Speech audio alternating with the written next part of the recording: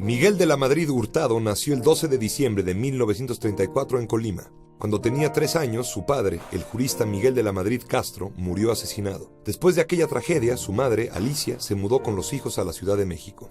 Miguel estudió en el Colegio Cristóbal Colón. Sus compañeros lo recordaban como un joven centrado, trabajador, buen orador, cuyo pasatiempo era comprar libros. De manera casi natural se fue dirigiendo hacia las leyes, la profesión de su padre y abuelo. En 1952 ingresó a la Facultad de Derecho y fue entonces que comenzó a interesarse en la política. De la mano de Jesús Reyes Heroles, aprendió sobre el liberalismo europeo del siglo XIX, ideales que llevaría consigo a la presidencia y que contrastarían con los de los priistas que le antecedieron. Tras un año en la Universidad de Harvard, donde estudió una maestría en Administración Pública, se incorporó al gobierno. Durante el sexenio de Luis Echeverría trabajó en el Banco de México, Pemex y la Secretaría de Hacienda, con López Portillo como titular. Por aquellos años comenzó a trabajar cerca también de Carlos Salinas de Gortari. A pesar de tener temperamentos distintos, ambos sentían una afinidad en sus ideas sobre los modelos económicos. López Portillo admiraba el carácter mesurado de la Madrid y su talento para las finanzas. Así, a partir de 79 lo destinó a la Secretaría de Programación y Presupuesto. Después de 2 años de cordura en el gasto público y en la contratación de deuda, el gobierno de López Portillo había comenzado una etapa de proyectos desmedidos y aumento de la deuda a niveles inconcebibles, a cuenta de los enormes ingresos que se esperaban por la explotación del petróleo. Pero la caída en el precio del barril acabó con aquellos sueños de administrar la riqueza. México declaró la moratoria en los pagos de la deuda externa y a ello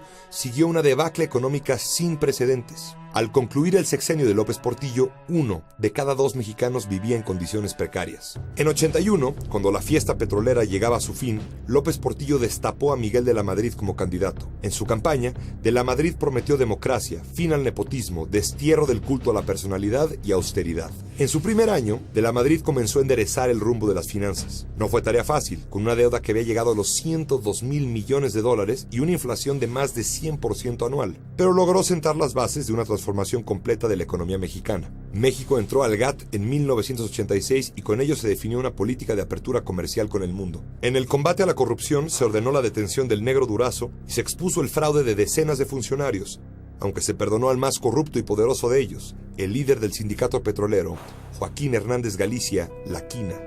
En el plano político, en el sexenio de la Madrid, se vivió el ascenso electoral de la oposición, especialmente del PAN. En el estado de Chihuahua, en las elecciones de 83, el PAN resultó triunfador en varios municipios, incluso en la capital y en Ciudad Juárez. La actitud del presidente fue entonces la de un leal priista, regañando al gobernador del estado por haber permitido estos triunfos opositores. Luego, en 86, en las elecciones a la gubernatura de Chihuahua, el PRI actuó fraudulentamente para obtener el triunfo, aunque ellos dijeron que se trataba de un fraude patriótico.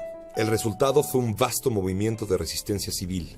El 19 de septiembre de 1985, un terremoto de magnitud 8.1 en la escala Richter azotó a la Ciudad de México. En medio de la tragedia, con cientos de edificios destruidos, decenas de miles de muertos y aún más damnificados, el gobierno de la Madrid enfrentó el problema con lentitud, muy lejos de la eficacia requerida. Pasando por encima de los militares y del gobierno, la propia población se organizó para brindar ayuda y rescatar a las víctimas. Al acercarse los tiempos del destape del candidato a la presidencia, un sector dentro del PRI empezó a hablar desde la izquierda de la apertura democrática que el presidente de la Madrid se había negado a sostener. Este sector estaba encabezado por Cuauhtémoc Cárdenas. Ante el sistema petrificado en lo político, aunque abierto en lo económico, Cárdenas salió del PRI y contendió por una coalición de partidos en las elecciones presidenciales de 1988. De la Madrid, por su parte, designó candidato a su secretario de Programación y Presupuesto, Carlos Salinas de Gortari. El PAN postuló a un empresario de Sinaloa, Manuel Cloutier, quien murió 3 meses después de los comicios. En aquellas elecciones, México vio nacer una verdadera oposición política. Las 3 campañas tuvieron inmensa fuerza.